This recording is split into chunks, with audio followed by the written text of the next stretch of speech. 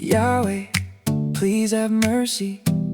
Leviticus 27. If anyone makes a special vow to dedicate a person to the Lord by giving the equivalent value, set the value of a male between the ages of 20 and 60 at 50 shekels of silver according to the sanctuary shekel. For a female, set her value at 30 shekels. For a person between the ages of 5 and 20, set the value of a male at 20 shekels and of a female at 10 shekels. For a person between 1 month and 5 years, set the value of a male at 5 shekels of silver and that of a female at 3 shekels of silver. For a person 60 years old or more, set the value of a male at 15 shekels and of a female at 10 shekels. If anyone making the vow is too poor to pay the specified amount, the person being dedicated is to be presented to the priest, who will set the value according to what the one making the vow can afford. If what they vowed is an animal that is acceptable as an offering to the Lord, such an animal given to the Lord becomes holy. They must not exchange it or substitute a good one for a bad one, or a bad one for a good one. If they should substitute one animal for another, both it and the substitute become holy. If what they vowed is a ceremonially unclean animal, one that is not acceptable as an offering to the Lord, the animal must be presented to the priest, who will judge its quality as good or bad. Whatever value the priest then sets, that is what it will be. If the owner wishes to redeem the animal, a fifth must be added to its value. If anyone dedicates their house as something holy to the Lord, the priest will judge its quality as good or bad. Whatever value the priest then sets, so it will remain. If the one who dedicates their house wishes to redeem it, they must add a fifth to its value, and the house will again become theirs. If anyone dedicates to the Lord part of their family land, its value is to be set according to the amount of seed required for it.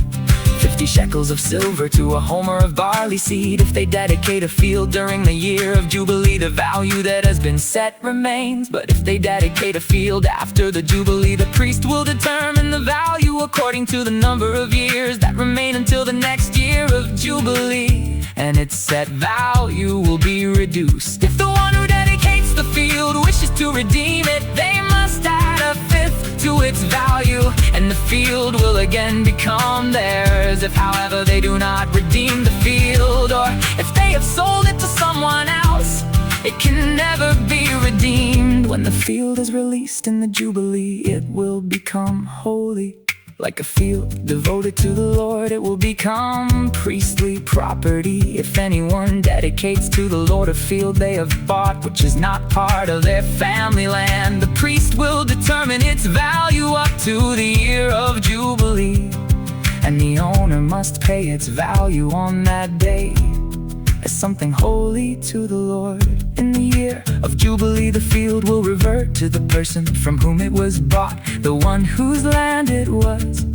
Every value is to be set according to the sanctuary shekel, 20 gerahs to the shekel.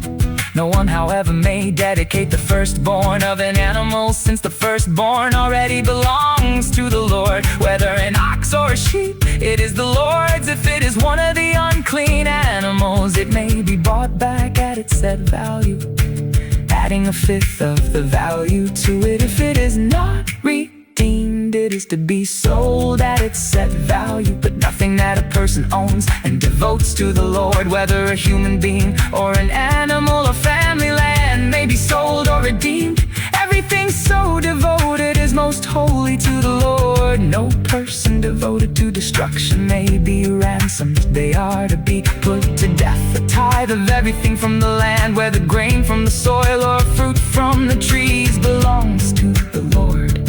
It is holy to the Lord. Whoever would redeem any of their tithe must add a fifth of the value to it. Every tithe of the herd and flock, every 10th animal that passes under the shepherd's rod, will be holy to the Lord. No one may pick out the good from the bad or make any substitution. If anyone does make a substitution, both the animal and its substitute become holy, and cannot be redeemed. These are the commands the Lord gave Moses at Mount Sinai for the Israelites.